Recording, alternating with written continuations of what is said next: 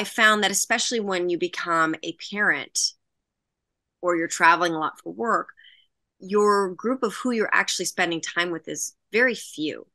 Hmm. And so what I've learned is that while I may have a lot of people that I are acquaintance friends or people that I create with or have created with, there's only really a core group that I go to for things that are through thick and thin. And I think that that's normal and actually healthier than an idea of I should have a million friends. Yeah. I don't know how people could have a million friends, especially once they have a family.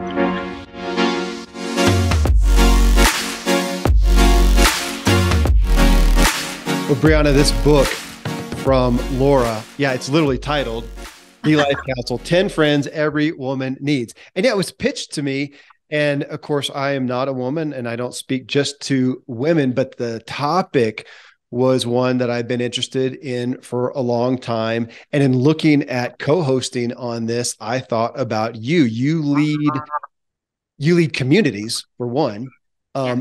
and primarily women, but that is such a focal point of yours. And I don't really know the story of how you came into that. I mean, you're an actress by trade, but Yeah. your advocacy, even now, you just told me about some new events that you have, is from building community. I don't know what the catalyst was for that. Tell me. Well, in a nutshell, I had such terrible experiences with women growing up, especially my middle school to high school years. And so when I found community, it really became more about whatever activities I was in, and I would do a deep dive in that. And then when I moved to Los Angeles at only 19, I didn't have a sense of strong community. And I thought, well, I need to create that. And so slowly I ended up creating groups with my manager's clients to do the artist way, to help support through artistry and just to help myself. And I knew that I was really good at motivating others is a way to motivate myself because I was, a team. I played soccer. I was in teams. I've been theater. It was very team oriented. And I knew that I would push myself more in a team environment than I would necessarily push myself solo. Yeah. So that was just a knowing of self that then created a community, which later became a community of, mainly women, but over the years it's been men as well, of just really strong, badass entrepreneurs, artists, Yeah. change makers, people who really want to give back and make a difference and help each other, not just help themselves. So, and that's happened in many different forms, whether that was investment clubs that I formed and started, or events and mentorship events I've formed, or productions I've done. But I've always had that ability to create community, and I actually am so grateful for the bullying because had I just, when she was talking about, you kind of don't know how to start and create friends, I'm like, oh, that's so funny. That is so not my experience. So the blessing in having to kind of find my way, a new way, or leaving where I was from forced me to have to grow in a way that had I stayed in my lane, Yeah. I, and went to the same kind of college that all my friends went to and, stayed in the same hometown, I could see how that would be really difficult if you're changing, but your peer group isn't, or you don't know how to cultivate what you need now, because who you are now is not who you were 5 years ago or a Yeah. year ago. Well, talking on peer groups, you're in Hollywood. Uh, Yeah. you're in Hollywood. You are an actress. You're among those people for the rest of us, who are the fame and fortune. It's the great thing, right? And I am curious for your example Yeah. on how loneliness has a part in Hollywood. You've got a zillion friends, right? On social media, you've got a zillion. It looks like the promised land of relationships, of connection, of friends. Yeah. Is it? Or do you find is it fairly normal? Or do you find more or less of the problem of loneliness and connection amongst those who have a celebrity status, let's say, in essence? Right. Well, it's a very bizarre thing in that Hollywood feels like a heightened version of high school, Mm. where I was in school, you want to sit at the certain lunch table, whatever those things are, you want to be in that thing. And then when you get out of it, you realize how silly those That's situations a are. And popularity contest that doesn't exist in the real world. Yeah. right. And so what we see on social media, what we see in the magazines, like it's all just a heightened version of a popularity contest. It's all a bunch of PR people trying to keep their clients relevant. And when you understand the backstory of that and the amount of money that's being put into having a publicist to stay relevant, you're like, oh, it's no longer as glamorous. Especially when it's close to a mortgage payment a month for a lot of these people. So you recognize the reality of what the smoke and mirrors of all of that. As far as friend group, it is something where you, as an artist, you create new friends because you're suddenly working on a project. And when I was younger, there's this idea that we'll be the best of friends and we'll be so close, just like when I was younger and in theater. And when you realize when you're a professional artist, it's just not that. There may be a handful that you keep in touch with a year or so later on social media, whatnot, but very few end up becoming lifelong friends. And you're constantly going from job to job to job. I mean, you might have a job where you're on it for 7 years, but usually there's a hiatus or whatever the situation is. So you're constantly meeting new people. And I found that especially when you become a parent or you're traveling a lot for work, your group of who you're actually spending time with is very few. Hmm. And so what I've learned is that while I may have a lot of people that I are acquaintance friends or people that I create with or have created with, there's only really a core group that I go to for things that are through thick and thin.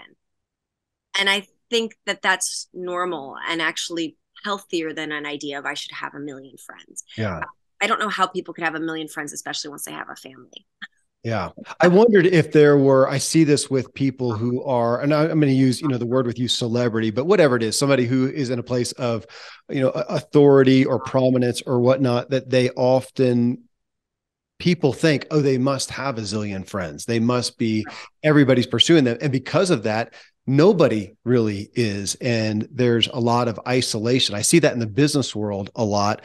I don't know if that relates to where you are, where, it seems like there's a lot of popularity, but are there as many, true friends? And I hadn't thought about that you're going from thing to thing. Cause my thought was, gosh, if you're doing a movie or a show, whatever, there's such shared context and some of it's gotta be fairly, I don't know if intimate is the word, but vulnerable. It feels like, at least from my standpoint. But it really depends on the dynamic of who you're working with.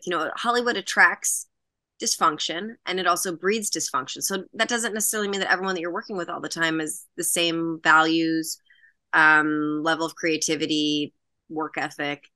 There's definitely some crazy makers. So it's kind of like, okay, who do I actually want to share what with? I learned early on to not really share a lot. That I wasn't okay with other people then hearing about because I don't know the level of gossip. A lot of people communicate and bond through gossip. That's not how I communicate. That's not the type of, I'm like you. I want to have deep, authentic, genuine conversations. I don't love surfacey conversations. I can do it, but I get bored. I want to talk about what people are doing and creating. And that lights me up. That is interesting to me. And I can have, more superficial conversations and relate. But if I'm going to be with my friends, I want to know how they're really doing. Yeah. Right. I know that social media is smoke and mirrors. I know it's a marketing tool. I know what that is. And I remember when I was doing press when I was younger, I'd actually botched some press. I'd said some things that I look back and I was like, oh, I shouldn't have said that. And I worked with a media consultant to teach me how to do press properly.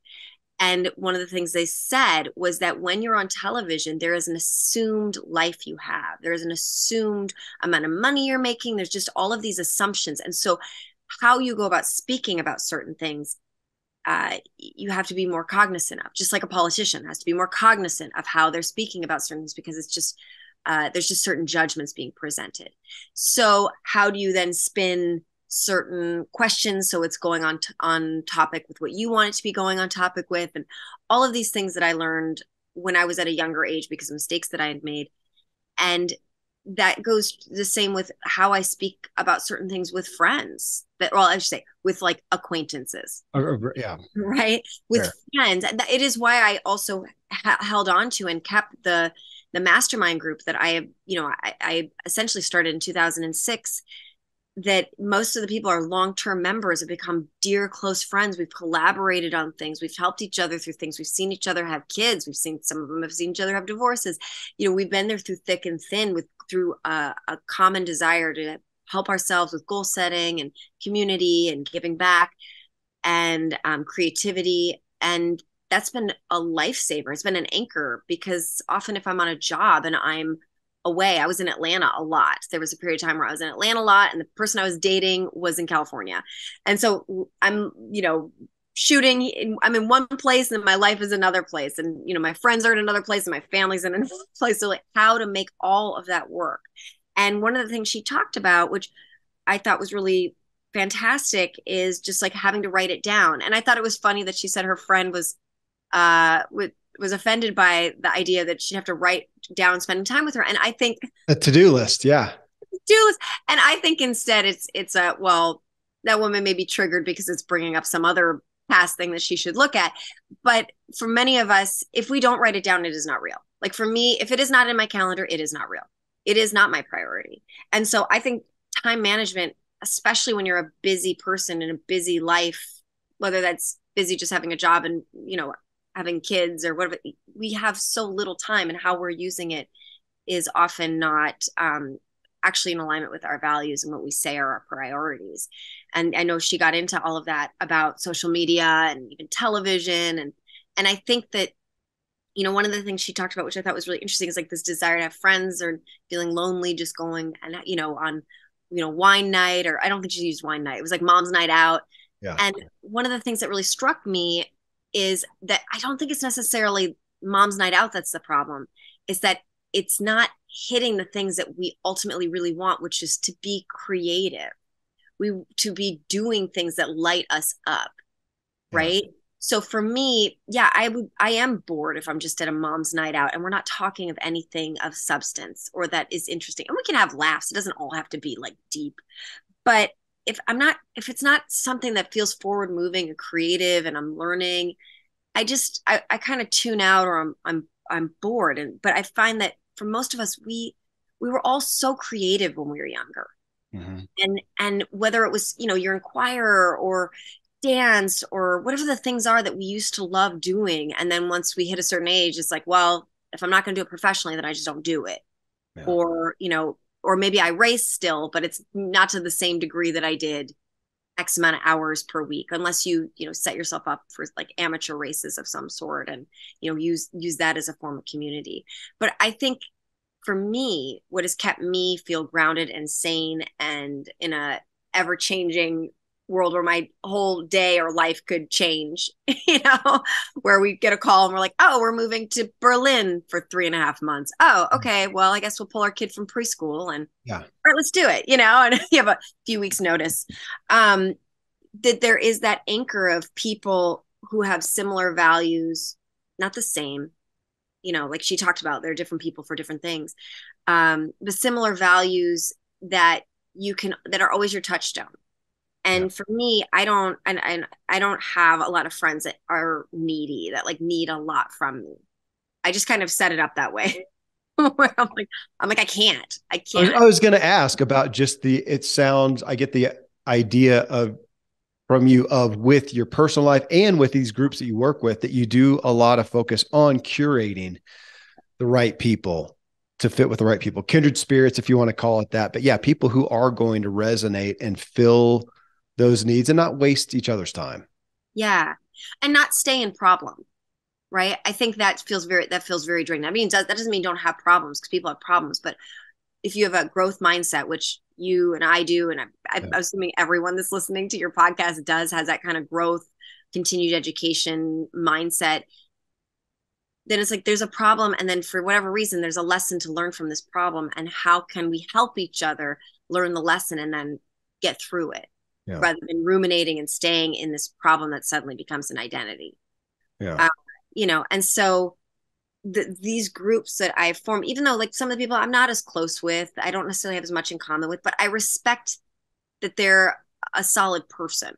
Mm-hmm. Right? And there's always something to learn from that. And I actually think there's something to learn from groups of community where you don't resonate with somebody. Like, what is it about that person? Mm-hmm. What is that thing for me to look at that I probably also have, or it's reminding me of something from my past, or, and or set boundaries, like, this isn't my person and I'm just not going to be that close to them. I hear you. It's interesting. I've had times where I'm aware of, I can have the tendency to look for people that will, I'm trying not to make this sound narcissistic, but will help me, to some degree. But I don't want to, but I'm aware of that too, of gosh, I can tend to have an agenda. Can I also just have times of just being with people? And I'm learning that a little bit. As you heard on the show, I've got this group of guys I'm mountain biking with, and some of them, I mean, they're pushing me and it's really fun. And we're just, kicking each other's butts and whatever. And some of the others, man, they're just there to be. And I'm also looking at that and trying to grow that muscle of, can I just be and just hang out? Yeah, I'm not a chit chatter, but can I also be there and just enjoy people's company, people's perspective, and not thinking about how kind of the iron sharpens iron type thing, which is my favorite. And I'm okay with that. Sounds like you are too. Yeah. But there's also a time to just be, and like you said, there may be some people, or I guess maybe Laura did, some people that, man, that's who I want to talk with that person. I want to hang out with them, individually. And others that, man, they're really great with the group. They make the group come alive. They're kind of fun, but I probably wouldn't hang out with them on my own. We don't resonate at that degree, but that doesn't mean I ditch them. Yeah. And I've had to play with that. Well, and I think that we get to look at, every year when I do my guidebook, I look at what relationships do I want to nurture? Yeah. What are my core? And I think COVID really helped us all look at that. Like, who are my core? And then who's kind of on different levels, different tiers. Yeah. And often someone shows me who they are and I'm like, now you're kind of maybe in a different tier for me. Yeah. And it doesn't mean I'm being judgmental. It's just that that's not who I have. Such limited time and energy. So if someone is still, learning something that I feel that's their journey, not my responsibility to help them learn that. They're not paying me. They're not interested.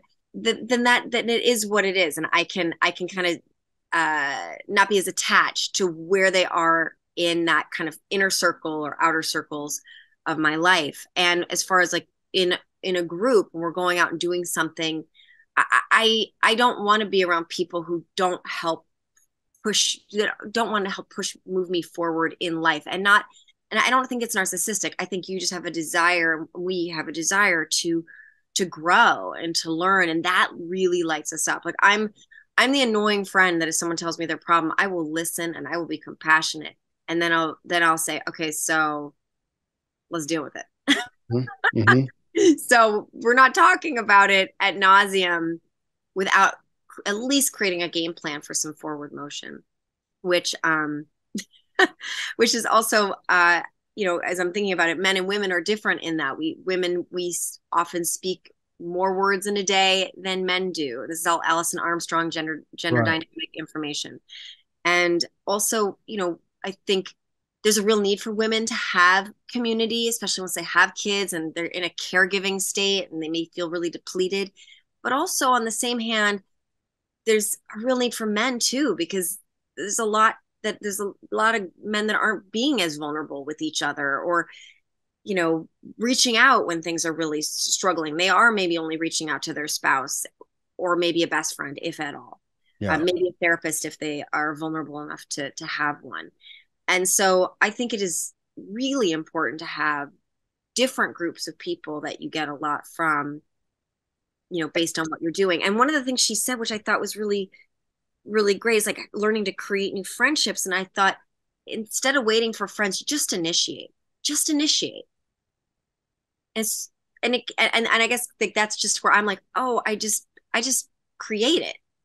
Well, you mentioned the mastermind. I was thinking about that because we didn't really hit on, even as I look at her categories in the book, that's almost a different animal. That is a literally intentionally curated group. Yeah. And we didn't get into that. How many are in your mastermind, Brianna? 30. 30, really? Okay. And that's been since different people come every year. Okay. But some since, what'd you say, 2006? 2006. That's significant. And is that a paid mastermind? Yeah.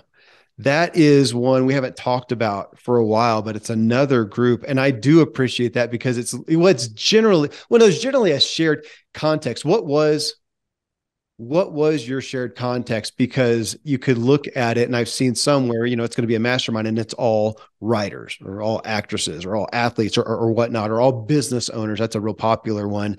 But then I've seen some others where they're looking for people who are in dissimilar aspects of life. You would assume, it's all an aspiring person or a striving person, as Arthur Brooks would talk about. But there's a common denominator. How did you do yours? Well, when I originally started it out, it wasn't that thought out. I was like, I'm just Okay. going to. And I had a goal book, and a friend asked me to help her because I used to facilitate artist way groups. And I said, sure. And another friend came on board. And then the next year I opened it up, and it was mainly actresses. But then over the years, it became a lot more entrepreneurs, different people in different parts of the entertainment industry, and people that have nothing to do with the entertainment industry, but they had that give back growth mindset. And I actually think it's to people's deficit to only have people of a certain lane, Okay. because an artist will go about something differently than a business person, than someone who's, you're right, people that are more right brain versus people that are more left brain. We go about things differently. But when we hear how each other problem solve, we can help each other think outside the box or become more structured. Yeah. And so that's what's been very cool. And it's part of why because I'm both very strong left and right brained, I'm very good with the artists, but I'm also very good with people who, are more type A strategy, and actually letting people think outside the box. What are you and your husband? We are both very similar. Okay. Is that, I'm going to assume there's good and bad for We're that. both type A, and it's so funny because he's in the comedy world, so people would think like he's the one who's probably more like ha ha ha loosey goosey. Like he used to be a stand-up comedian and an actor, and he's a director, and a producer. And I'm actually more laid back than he is. Okay. And yet I have run a goal-setting, mastermind group since 2006. Um, we both are very type A, but there's also a lot of room for us to play and relax, or be like, hey, maybe don't take yourself so seriously in that, which is nice because we both understand each other's business. Like I can understand, oh, you're going into your busy time. Oh, I know what that needs, because I know a version of it for me. When you're on set and doing a movie, I'm like, oh, I know what that is.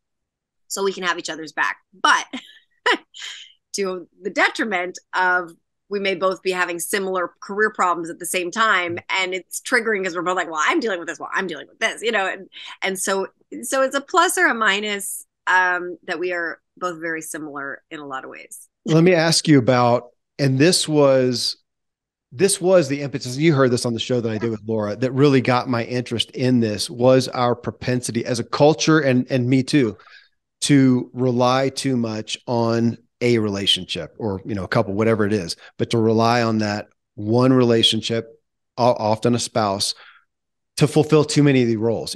She has her list of 10 or whatever, that you're looking for that person to fill all 10. It's impossible. It sets them up for failure. And yet I feel like, at least in America, we tend to look at marriages as, I mean, you're in the movies, man. I mean, it's the my soulmate, right? Whether it's a spouse, and you could say that about a friend as well, but it's that one person who's going to be the fairy tale end all for all your relational desires, and you complete me, and all Right. things of that nature. Have you done it? Yes, perfectly. No, Okay, it is. great. As Show's yeah, over. Thanks. and bye. No, it. First of all, I just want to debunk something. I Okay. know a lot of writers. I know a lot of writers who write big movies. I know a lot of writers who write romantic comedies.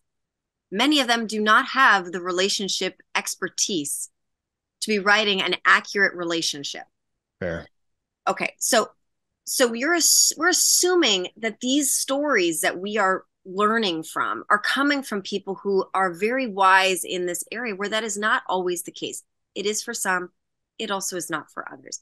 And often it is very much drama and conflict to keep our interest. Which is that they know how to sell. But I mean, there is that. I'm grateful that you went on this tactic, Brianna, because they also know what to sell, which says something about us as consumers of what we're looking for. We're looking for the fairy tale relationship that doesn't really exist. We're drawn to it. We want to pay money for it, but it's a myth. Yes. Well, if you go back even further, grim fairy tales for children, you know, Ariel didn't get the guy. by saying, I'll give up my voice. Like those stories were to teach kids lessons that life is scary and hard and prepare yourself. And then Disney came in and then made everything just yummy and lovely and pretty, which is fun and I love it. So I'm not dissing it. And also other storytellers as well. I'm not just blaming Disney. Yeah. But we have these ideas that life should look and be a certain way, which is why when we're sad, I'm going to take a pill. It's like, no, you're grieving. You, of course, should be sad. Yeah. Like, if you weren't sad, then you're like lobotomized.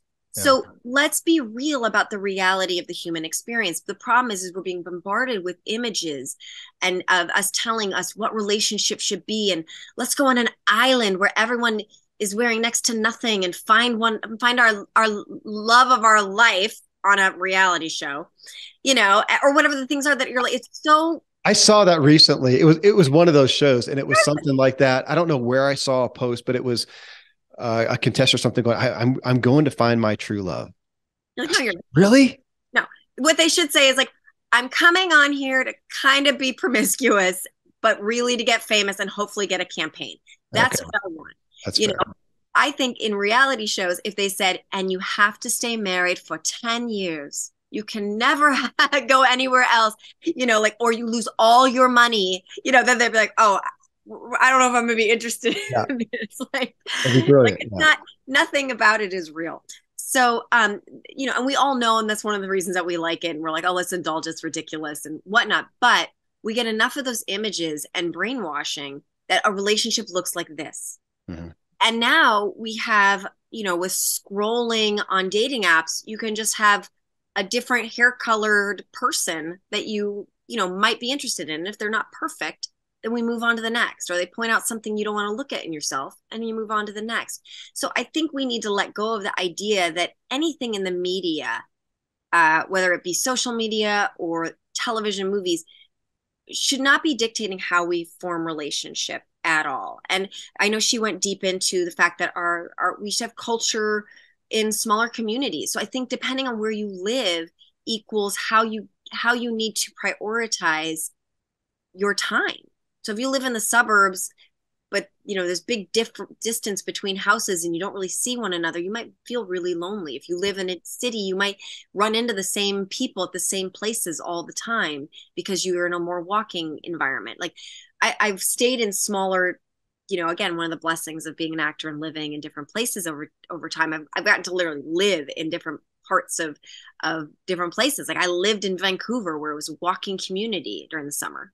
And I lived in Atlanta and I lived in these different places in Sonoma, Northern California. I've lived in these different places and you're like, wow, there are so many different ways to live. And in different places, you have to adapt how much you initiate putting yourself out there. Yeah. Or not, right? And unless you have a thing that you're like, I go to bocce ball night on Tuesdays with my friends, or the things that you as an adult have to set up for yourself. And I jokingly say to my husband with some of his friends, because they're all busy, I said, I would really love to set up a play date with you guys, Yeah. Well, so on that to-do list that you talked about with Laura's to-do list, you said that resonates for you. So has that been I'll ask the question, has that always been something you have had the thought to make a priority for? Have you gone through busy times, whether it's in work or becoming a mother or whatnot, where you've fallen away and realized, man, I am not nurturing these relationships. I need to make a shift? Well, I've had the pendulum swing. So in my 20s, I was at everyone's everything to the point of burnout of my Yeah. health, right? And the blessing when I started working more out of town is then I couldn't be at anyone's anything. And it's like, I'm working. There's no flexibility. There's no way I can fly out for that. Sorry. So that was a big shift. And it was also a big shift of being lonely. So even though I have all these set friends, I also know like not all of them I totally gel with. I don't necessarily feel comfortable sharing all these things. So I'm having to cultivate relationships further away. And it's not easy for me to ask for help. I've been burned asking people for help and then them not being there for me. Yeah. So, I saw that as well. Like, okay, how do I want to manage this? But when I had a kid and suddenly all of my time is no longer my own, unless I prioritize it to be, unless I schedule it or negotiate it, Mhm. right? Or I'm paying for that time to go do something else, then it had to become very intentional, right? Um, and in my guidebook, one of the things every year I look at is like, what relationships do I want to nurture so that I am putting energy into it? Just like, if you don't brush and floss your teeth every day, your teeth are going to be rotten. You're not surprised if you go to a dentist and he's like, your teeth are, funky and you need whatever you need. Yeah. And same with marriage. Same with if you're not there listening with your kids. There's only so much time in a day. There's only so much energy. And I know I said it earlier, but I think really being aware of your time management, of how you are spending it, who you are spending it with, so it is intentional, then you're not letting certain balls drop as often. They're Well, going to drop as life happens, right? let me ask you a question. And I was going to ask, well, I'll ask you. I'll ask you first, and then I'll broaden it out a Yeah. little bit on just we didn't come up to this topic with Laura on quantity versus quality and even consistency. I think we did talk a little bit about consistency, the value of consistent deposits, but you've got, you can do that every day at a shallow level with somebody, and it may not add up to the depth of less frequent time, but it is deeper. It reminds me, gosh, there was a movie called, it was like a Tag, was that it? You're it or something? It was about like Oh, five guys or group of guys who once a year, yep. I think it is, they're going to tag each other. Yeah. And it just resonated with me because I've had some people like that, some of those deep friendships. We don't see each other often, but when we do, you go right back into it. It's deep and it's so powerful, sometimes more so than the person you see all the time. So that's not, that's a painting with a broad brush, not always that, but I'm curious. I'll ask you individually and then I'll broaden out on it, on how do you tend to look for those more frequent ones, or do you want to say, no, I'll hold off. And if it's only we meet once a month, it's going to be quality. I think it depends on what phase I'm in, right? So if my kid gets along with their kids play, Yeah. we're gonna have more play dates and I'll prioritize it, right? That's a newer thing. But also, we've had it where one of the kids was maybe going through a hitting phase. Or like, well, we shouldn't be hanging out with them as often. They got to outgrow that, what they're learning. It's not a big deal. It's not personal, but um so recognizing that, or if I'm creating a lot of different things with some of my friends where I'm like, I want to create this with you, so now I have an excuse to have to see them, and I get to create something really fun, like the Sonoma women's meditation and yoga retreat that I'm doing in May. Like, that came from an idea of, you're one of my dear friends, I adore you, I want to go to Sonoma, how do we make this work, let's create this retreat. And so we did. And so now I'm having a wonderful reason to get to go spend quality time. I'm not a big person on needing a lot of constant contact. I actually find it a little smothering, and I don't like talking about mundane things. Um, but that doesn't mean that there aren't people that I don't see more often at certain periods of time. But most of my friends, because of who I am and what I need, know that, like, we will pick up and we will go deep and run at that. And I find that for me at this phase of my life, again, in my 20s, it was different. In my 20s, I had my friends that I saw numerous times a week because we were going to the same yoga class. We were on a soccer league. We were in an acting class. We would go out partying. We see Yeah. each other all the time. That is not the reality of my life anymore. I'm a mom. I'm running do several businesses. I have my time that I need. I have family. I now have extended family. It's like there's a lot of different expectations on my time. When I think it was the beginning of the talk with Laura, maybe at the beginning of the book, we start off as kids. So you've got a kid, the kid starts off and they're going to be in a school setting or something where they have consistent context with the same people day in, day out. You don't have to learn to become a friend. You're just by proxy amongst people every day. You become friends and you go on. And we do that through school. Maybe you continue it through college or military or, med school or whatever it may be. But then we all tend to go our separate ways. And it's interesting coming back to, gosh, my life, that friendship continued because of cycling. So I was always on a team with guys. We traveled together. We ate together. Most of the time we lived together. And so we had that. But then at some point, again, it ends. We all end up out there. We're dispersed then, and we don't have that shared context. And as I talked with Laura about this group that I have been doing adventures with, the power of the shared context that we went out and we did something and we suffered, or we laughed, or there was bad weather, or this dude fell down the mountain and shattered his collarbone, which happened recently in Mexico, and whatnot. It's so powerful. And I hear you talking about that it sounds like you tend to, whether formally through like a mastermind or an event, or even informally with a group, to say, hey, let's go do this. And you got me thinking about events and experiences that are planned and intentional, and how powerful those are for binding us together, as opposed to just the happenstance water cooler type acquaintance stuff that you hope becomes something bigger, and it often doesn't. Right. But I also think, like, for example, there's a woman at my son's preschool who I think is cool. And, I just initiate, like, let's have a play date, and let's do it at a place where the kids can go run and we can chat and we're having a coffee, but we're talking the whole time, interrupted talking, because that's what happens when you have toddlers. Yeah. but and one of the things she said is, like, you're not invite everyone to your birthday party. When I have birthday parties, I actually throw a big birthday party. So I'm just like, I invite everybody. Now, majority of people can't come because of whatever the reason, but it's so cool to know people that I was really close to maybe 5 or 10 years ago, and they know somebody else, and there's going to be cool conversation. And it doesn't have to be, crazy. It can be a potluck that is like, let's just all get together. Let's be around people that we think are cool, and we're gonna have something in common, with the majority of the people. And I think that, it's really important. I mean, there's this, what is it called? There's this woman who has this really great TED talk. Her name is Meg. It's called Why 30 is Not the New 20. And she talks about the next job that you get, the next relationship you get, the things that we often want are not from our inner circle. It's from our weak ties. So it's from our friends, right? And so the more we can be open to having community outside of what we've always known, or create it in something that we're trying to work on.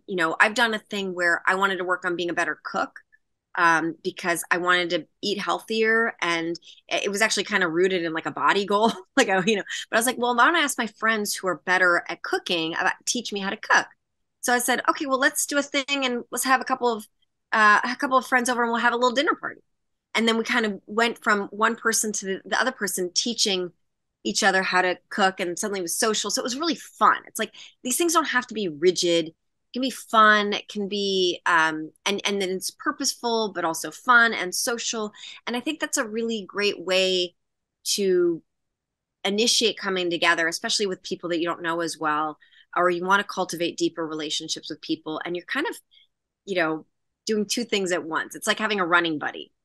Let's be my running buddy. I'm going to catch up with you. I'm going to hang out, and I'm going to be motivated to be prepared for a thing. And that's how my brain always tends to work. So I'm curious, you've mentioned a couple of times, you instigate it. So you see somebody and you instigate it. And that is not everyone. Not everybody's going to be that way. Personality profile wise, do you know what you are in any of the, Enneagram disc? I'm both an extrovert and an introvert, but I say this, that's schizophrenic, Brianna. Come on. What? I'm sorry. I'm an extrovert and an introvert. Yeah. Okay. Like, there are parts of me that are very extroverted, and there are parts of me that are more introverted. That's interesting. I had somebody say, I think it was Chalene Johnson, the big fitness personality. She said she is an extroverted introvert. I thought, okay, I can do that. I am more of an introvert. I can extrovert, but it's not what gives me energy. But do you feel pretty equal? Literally? It depends on like, if I'm an extrovert, and depending on what's going on, because I'm also very empathic and intuitive, if there's like a lot of wonkiness, I can feel drained by that. Yeah. It just depends. It depends. Well, I asked when I did the test a long time ago, they were like, you're equally extroverted to introverted. Interesting. Well, you talk about being an instigator, and not everybody is going to be that. And for people to hear that, though, I'm thinking, okay, one, you can become more of an instigator. That's where we tend to go to, or you become friends with an instigator. And it sounds like, you tend to be the catalyst for putting these groups together. And because I've seen the value of that. I've seen there were times when I got frustrated with it, honestly. And I realized I'm not the super extrovert, but I realized the value of friendship. So you got to go out there and you got to invest in it and you got to make it happen. And there were times when I got frustrated with that. And I don't know if it was a person or some certain catalyst, but at some point, either somebody shared it with me or it dawned on me, whatever. And I thought, you know what, just accept that. Just accept that. If it's going to, you get value from it, they get value from it. And if you're the one that makes the call and makes it happen, there needs to be that person. So go ahead and accept being that person. But if you're not, you need to align with that person. Mm. Yeah, like just with people that are connectors or that want to do things like that. But I feel that I did it out of need. Like I didn't grow up that way. I grew up seeing similar to Laura was talking about. I had a mother who was very introverted. My mother had literally no friends. My father was very social at work, but I never saw that. So I actually I didn't really know how to have great friendship growing up. And plus being bullied so much, I always felt, I would be part of a group and then I would be not told I couldn't be up until my high school years, where I just then created friendships based on whatever activity I was obsessing on and doing at the time. So it was out of necessity that I created community because I needed some sort of family. I needed a unit. I needed something to feel supported. And the thing that I think was really a cool blessing in all of this is that I've learned to be comfortable being uncomfortable.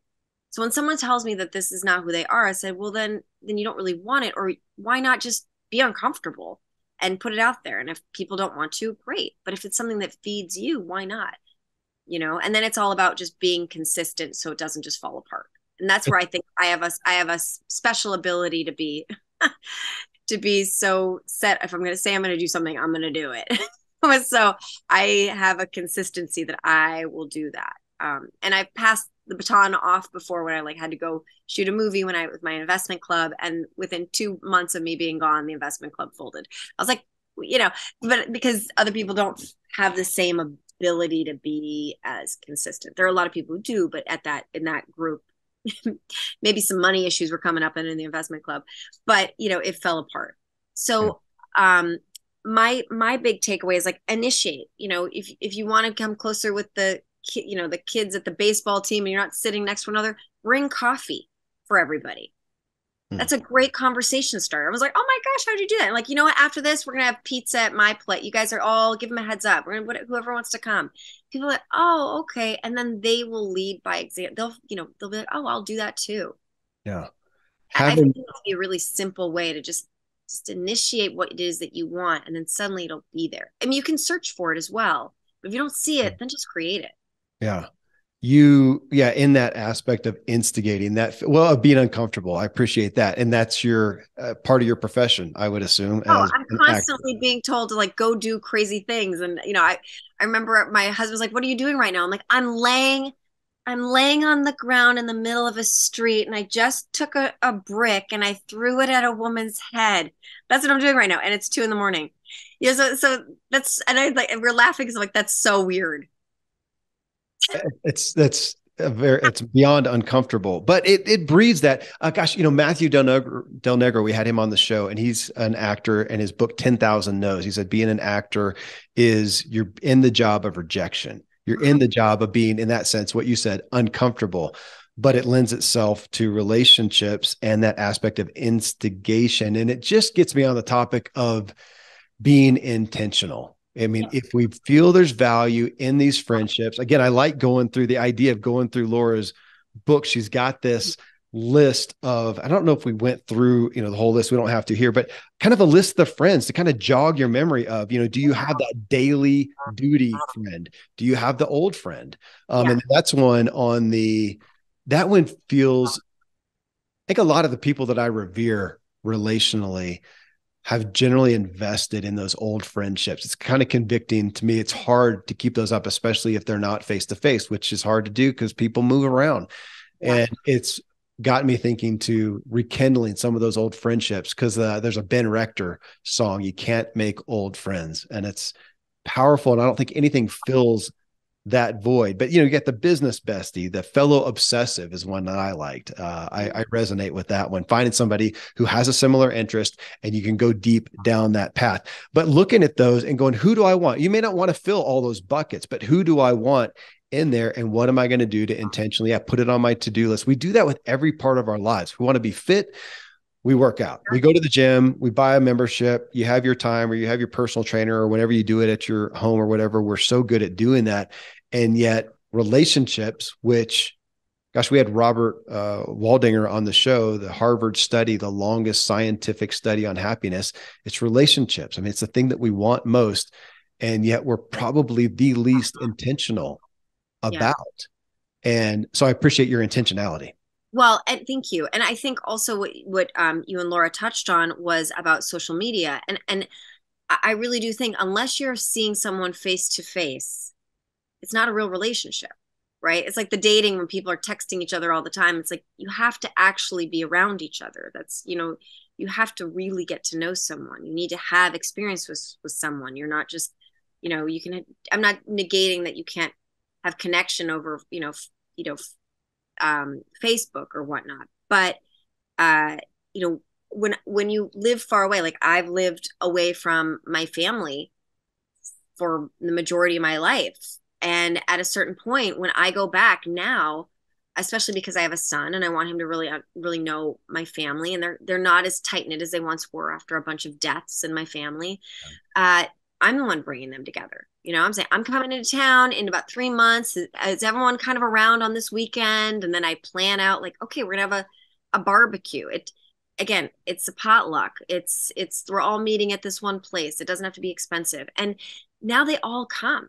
They all prioritize it. I even contact my cousin who lives in Arizona. I said, hey, I'm going to be doing this thing, whatever, if you can come out, it'd be great. And he's like, okay, I will. And I think when people just choose to create it, it will come. We will create that. And now, we're having stronger relationships in that family because I've initiated it. And they just know when Brianna comes into town, which is at least once a year, maybe twice, I initiate one, couple hour get together. I appreciate two aspects of that, Brianna, that I think are worthy of bringing out. And one is the face to face. I mean, we are in, and I am, as an introvert, I am not the most prone to get up and go and do something and meet somebody face to face. And my gosh, I do so much right here, like we are, and we're on Zoom and I can see your face and it's real time, but it's not in person. And it's just a different energy that I don't think I have given enough value to. And I think we as a culture, I'm afraid, have lost some of. There is just a different energy to the point of we're literally talking about booking studios in New York, in LA, where I come out and do some of these same types of shows, but I do them face to face because it's just a different energy. I could put my hand on your arm and go, yeah, that point right there. And it just draws us together. And I fear that we have come to a place of we don't give enough gravity to that. I mean, thank God on the other side, thank God for the technology, especially during COVID, to let us do Zoom, to let us do a phone call, to let us do text and social media, whatever. That's great. But it's a lower level. I think we've got to realize it's a lower level than a face-to-face. And sometimes it's worth hopping on a plane, as you talked about, just to spend a little time where you can, press the flesh in essence. But I think it's, we're getting to a cellular energy level that's relevant. Yeah. Well, and going out of your way a little bit more, right? I was shooting in Miami for a movie earlier this month, and my girlfriend lives in Boca, and I love her. And fortunately, I see her fairly often for someone who lives so far away because she's a pilot. And when she comes to LA, but I don't often, since I've had a child, go to Florida, and I haven't shot in Florida in a long time. And so I, rearranged production to have me stay a few days, and I stayed a few days and drove to her, and we hung out for a few days, and it just filled us both up so much. And so those relationships that fill you up so much, you have to absolutely prioritize it. Yeah. And whether that's, some girls retreat or guys retreat or, whatever, it's really worth doing. I know for my husband's birthday, his last birthday, I threw him a surprise party, and his friends were like, is it a big birthday? I said, no, it's not. He'll never expect it. It's so ridiculous. And he's like, why are you throwing me a surprise party? I'm like, because I know you're not going to get all these guys together, and I know they want to see each other. Plus, I made it guys only. So I made it only guys. They only could see one another. And several of them said, this is the highlight of my year. Yeah. Yeah. you I'm know? finding that with this guys group, that we get together, and it is such a highlight because of shared context. We're mountain biking or doing whatever adventure, and it is guys, and there's something special about that. But something else that you brought up that I want to pull out, because again, I don't think it came out with the talk with Laura, which is why we do these and talk further and come up with different aspects of it, is the value of, I'm trying to think of the word for it, but of getting to a different place together. So my family, I've got a big family, a lot of kids, and now there's significant others. And we have a big house that houses more people in it than pretty much any Airbnb we're going to find. Yeah. And yet we end up going literally sometimes an hour and a half away to where some of the kids are going to school. And my wife will get an Airbnb, and it's thousands of dollars for the house, for whatever we're going to get. It's so much, we get all food, get the food new, and you end up needing all the stuff that you would have at home, the condiments, things like that. We spend so much. And I'm looking at it going, the time and effort to go an hour and a half away, really, when our house would do it better. And yet that getting out of that same place, we're not doing laundry, we're not thinking about the landscaping or whatever, and we're in a new place, and it kind of levels the playing field and gives us I don't know what it is. It's a different kind of context. I don't know what that is about it. Maybe, but it sounds like, again, what you're doing, sometimes in a structured way, even with your groups of people, it's just so powerful than just saying, hey, just, join me in my regular life, to go do something that's extracurricular to your normal life, maybe. Yeah, I think it is just a very important thing to be conscious of. How can I make it more fun? That's my big thing with goal setting. How do I make it more fun? And then Good goal. it is, so it doesn't feel rigid and have to, but get to. And then, and if you're feeling, alone or lonely, then it may be an indicator of a lot of things that you get to look at. But getting together with people that you care about, then that's simply about prioritize, initiating, and then following through. Yeah. And doing things that make you feel, I do think, creatively more fulfilled, whether that's going and seeing a concert or going on a walk outside in nature. It doesn't have to be super expensive, but what are the things that light you up? Yeah. And that will bring about more of that community and connection that I think all of us really crave. Again, if you're not doing something that you're super passionate about in your life, then you absolutely have to forget to create that for yourself. Everyone deserves to feel passionate in their life about something. That's a good line. That's your next social media. Everyone deserves to have something they're passionate about. That's a good line. Everyone does. Yeah. Another thing, a friend of mine, her mother and the man that she then married, and they had two adult families. They're intermixing families, and how to get them to know one another and whatnot. And she told me this tradition that her mother set up, and I thought it was so brilliant. Her mother's a psychologist, a really, really amazing woman, and she set up for their Christmas dinner, which wasn't on Christmas because of all the different Christmases of all the families. But on their Christmas dinner, she would send everyone an invitation of a theme for what type of food they were going to be having. It was Italian or Mediterranean or French or Asian or whatever the thing was. And so they would come, and they're big into food. So they would divide up who would learn how to make what aspect of the meal, but they'd be paired with somebody else in the family. So this people would be paired making the appetizers. This would be paired with the dinner, whatever. So they were learning, hanging out. She got all the ingredients. It all came from the same cookbook. They all celebrated making the food, eating the food all day. It was an all day learning, thing, getting to know one of the family members. And then she, at the end of the Christmas, she would give them a cookbook with some of the special, cooking tools. So they were learning, having an experience, getting to know one another. And it was just an interesting way to celebrate. And it brought the two families together. And so I think there are just really cool, creative ways we can do that if we're feeling a lack of connection. Well, speak to one more piece then, as people are listening and they're hearing the value and being inspired for friendships. Doesn't mean that we know how to be friends. And we did talk with Laura about this some. And, I think I brought up the old how to win friends and influence people. We're not taught that unless you had a parent or a mentor somewhere that taught you that. We're not taught just the basics that I still see.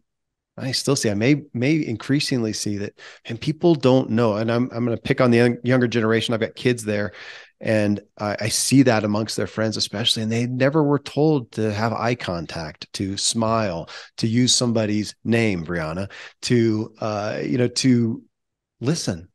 And when do you find that coming into play as you foster these groups, whether it's family or whether it's a mastermind or whether it's one of your events where you're fostering the opportunity for people or the awareness even of how to relate, how to connect? Well, I mean, especially with the younger kids where they're not taught to say please and thank you and look them in the eyes. I mean, that's something like I drill my son on, like, say thank you, look them in the eyes, say thank you, but there were things that I wasn't taught, right? My mother didn't have a lot of friends. We didn't like go and bring food to a family member who had just had a baby or offer to help. There were just things that I told some of my friends when I was older. I had said, some things I wasn't raised right with. So if I'm missing something, I just need you to tell me. Because I have other friends who are from the South or did cotillion and they, was a debutante. Like there were just certain things you have manners. These are just certain manners that you do, whether you want to do them or not. This is what you do. And I do think that as a culture, we have, in a culture where anything goes, not everything is effective and not everything is healthy. Yeah. So what are our shared values and what are our manners that we are teaching? And so as far as with adults, I try to really pay attention. It's like, oh, I didn't know that I needed to bring a gift for your birthday. I never knew that I needed to do that. Oh, and I didn't realize it needed to be in a pretty bag with pretty paper because I'm a woman and it is not, oh, I didn't know that. Like that was a thing when I was younger. I'm like, oh, I didn't know that I was supposed to do that. But I didn't make that mistake again.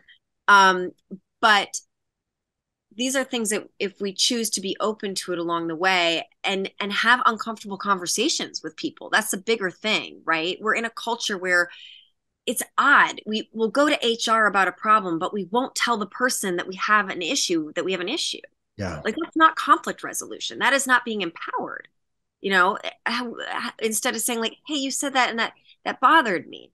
And maybe that's my issue to look at. Maybe that's, or maybe it's their thing to get to learn from. And we get to learn from one another through conflict resolution. And we're not emphasizing that enough. It's either you make something a bad mistake and the consequences could be, whatever they are, potentially severe, instead of let's have a growth mindset and say, you might not know this. And hey, that really bothered me. Oh, why did it bother you? This is where I'm coming from. Oh, this is where I'm coming from. Oh, interesting. Now we both are understanding something better. Yeah. And yeah, I do think we're in a ghosting world when people date, they're intimate, they're having very intimate, conversations, intimacy, and then they just ghost each other. And that's now normal.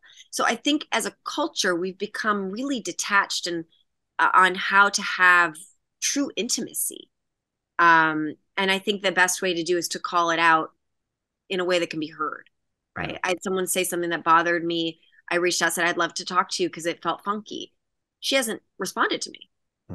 I'm like, wow, it's so uncomfortable for you to have an uncomfortable conversation where the best thing that can come from conflict is resolution. I mean, there's this philosophy where basically there is no conflict, it's only growth. Like there is no problem, it's only growth.